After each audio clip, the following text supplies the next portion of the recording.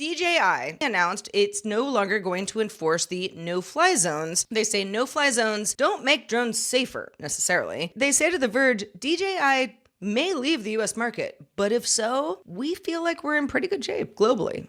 Got a lot of other customers in the world. Yeah, this is an easy one to misunderstand, I think, because DJI is so dominant. Nobody thinks of other drones, but the other UAV makers out there haven't done what DJI had done. And in fact, the FAA, when it implemented its regulations, did not require other makers or any makers, including DJI, to implement prevention of flying into restricted airspace. What the FAA decided was you just need to alert people that they're headed into restricted airspace.